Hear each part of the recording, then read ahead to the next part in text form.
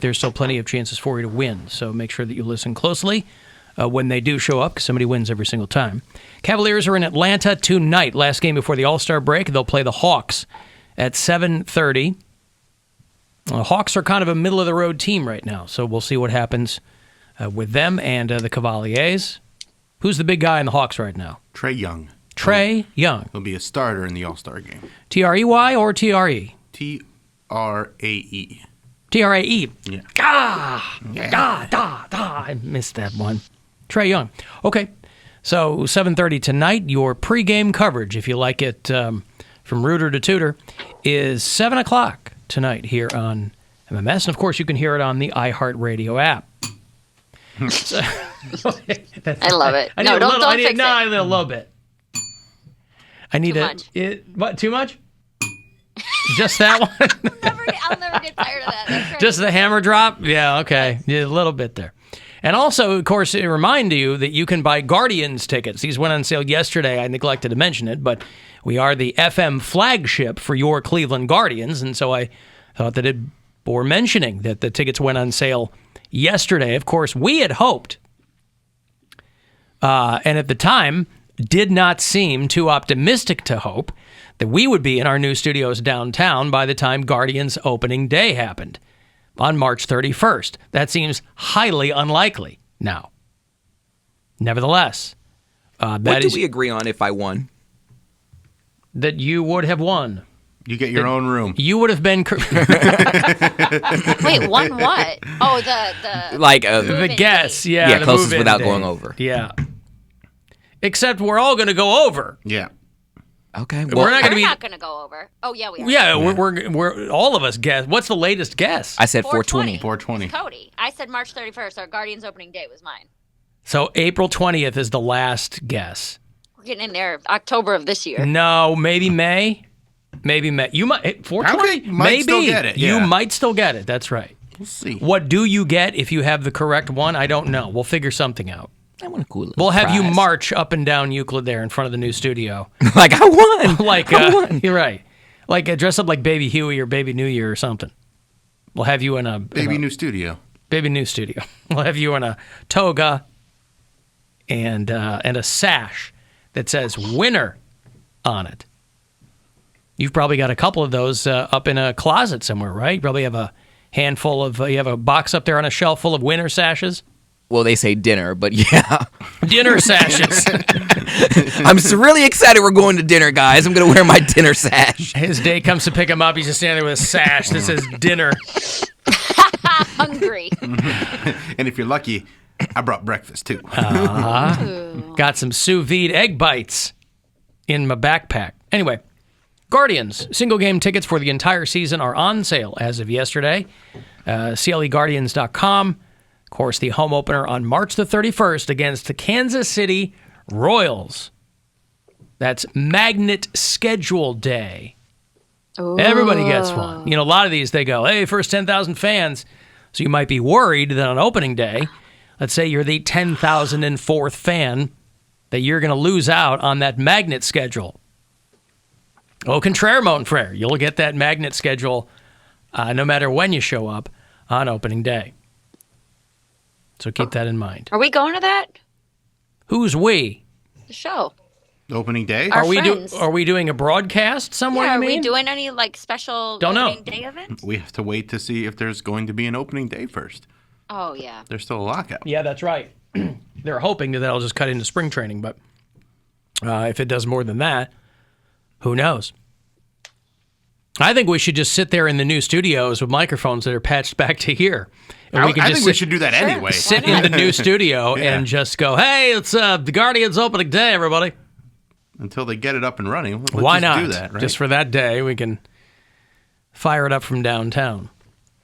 Alan Cox Show After Hours line. There's always an opportunity for you to leave us a message there if you liked, something quick.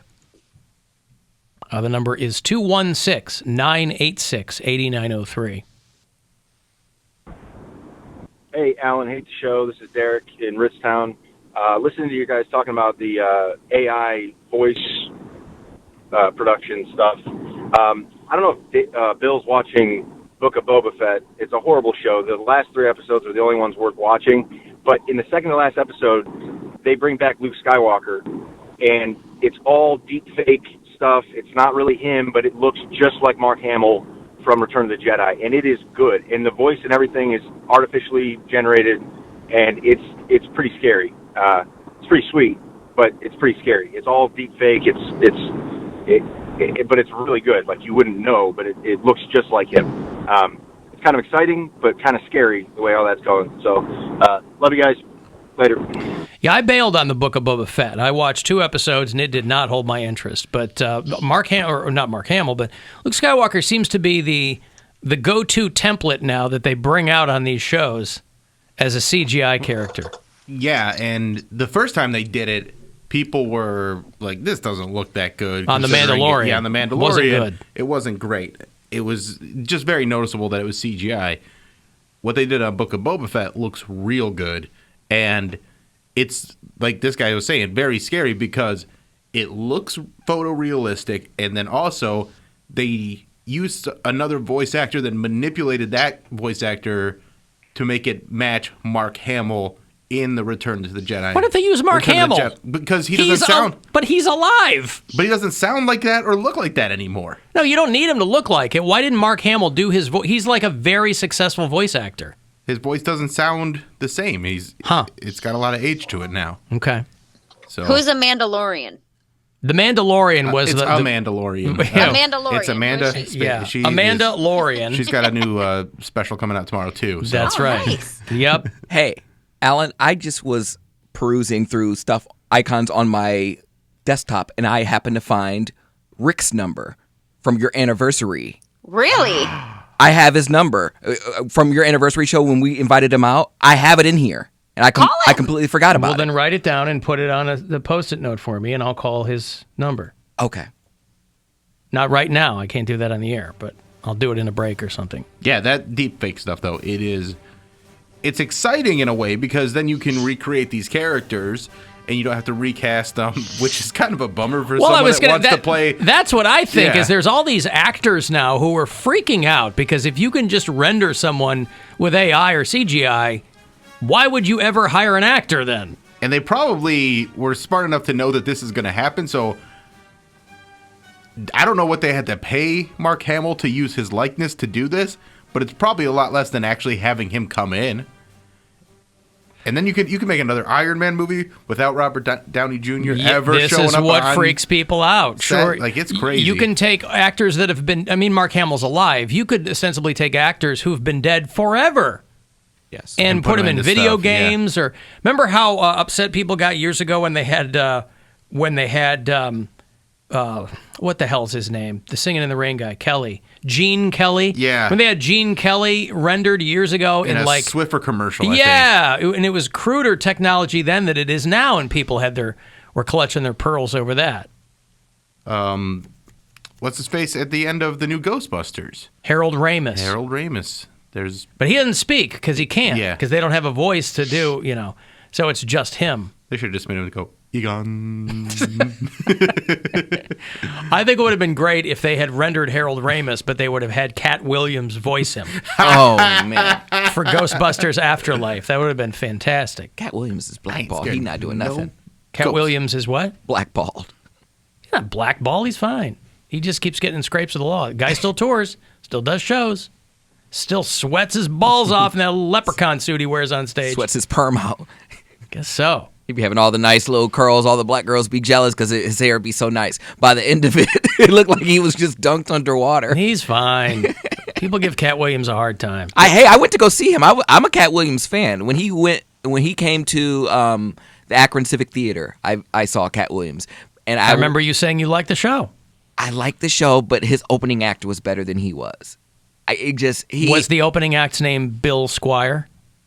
No, he did not. Oh. Bill never opened for Cat Williams, but Cat Williams did all, like, I feel like I knew exactly what he was going to say. It was all the same type of jokes. White people this, and fried chicken that, and pimpin'. Get you some white friends. And I'm like, wow. It's almost like I saw his specials and I knew exactly what he was going to say here.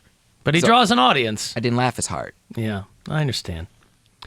Let me give you some money here. It's $1,000. It's a chance for you to go fund yourself. This is the last week to do it. So please take advantage of every one of these keywords that you hear along the way. Listen closely and good luck. The Buzzard wants you to go fund yourself and score $1,000. Enter the nationwide keyword money at WMMS.com. That's money. Enter it now at WMMS.com. And good luck from Buzzard Radio. There was that LeBron commercial in the Super Bowl where he was talking to his younger self.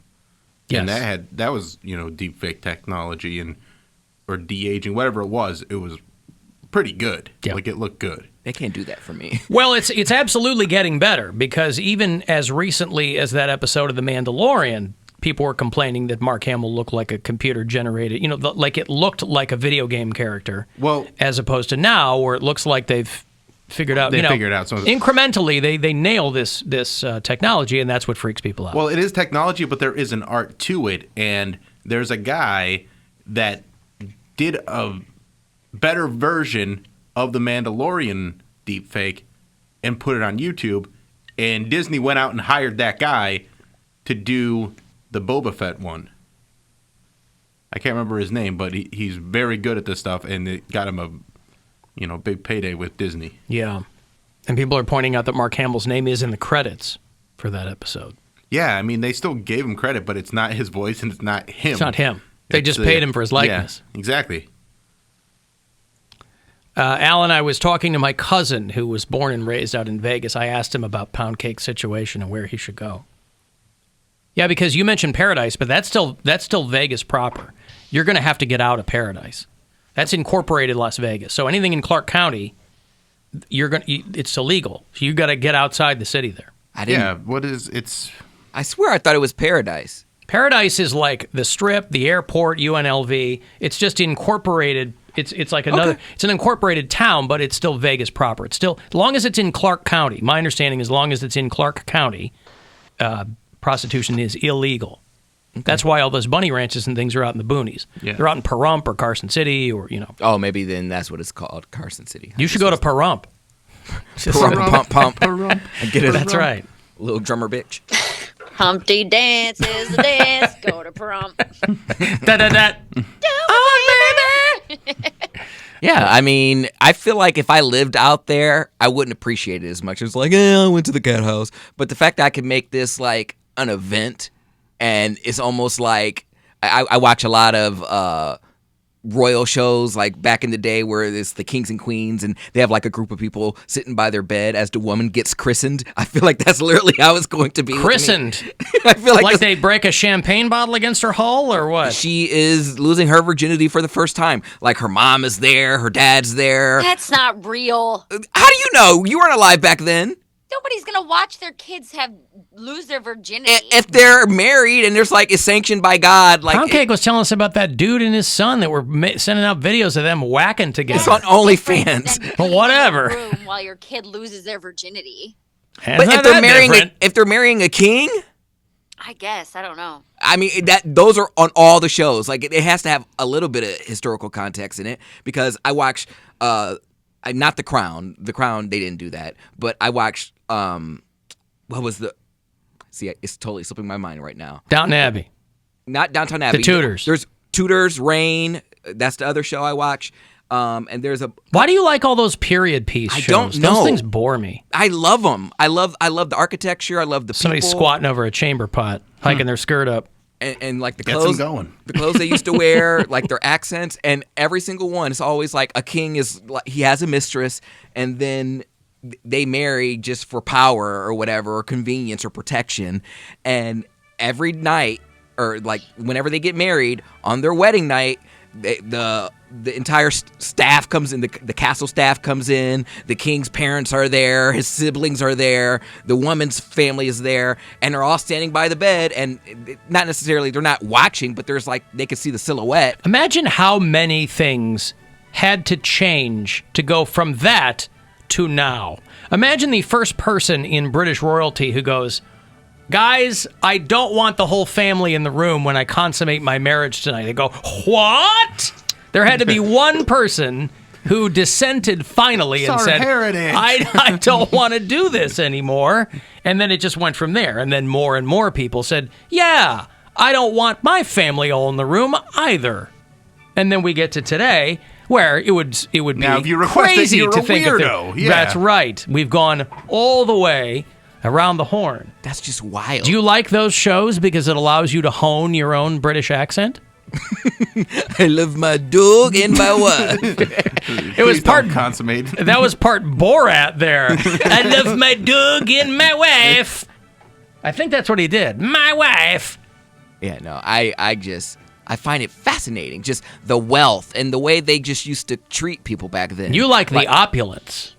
but it's just like you can't disagree or off with your head. I'm like, oh, she's just getting beheaded just He because. likes the power. Like that's the kind of he's that level of petty where he would love people to fear him so much that they would not say anything against him because they would get their head cut off. I see. But, You like that whole divine right of kings thing. I'm here because God said I should be king. yes, but like Yeah, you, he loves that. You have to be careful with that because kings get beheaded too. That's why they never stay in power because people. That's what leads into my paranoia. He had all the money, all the power, and then like his own right hand man. Only Poundcake would be paranoid by history.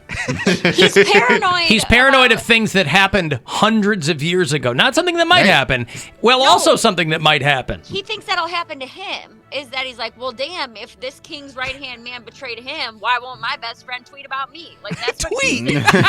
It's the same thing. Yeah. I'm worried about them tweeting. you know, about it's a me. modern version of it. Yeah. My friend messaged me and said they do the same thing in Handmaid's Tale. Yeah, Where they like witness the christening. the christening. Or, Like yeah, my yeah. daughter's, this is a big deal. My daughter is losing her virginity to her husband, and the husband is the king. Like they don't talk to her as if she is their daughter now. Like she is their queen, and she just got piped by the king.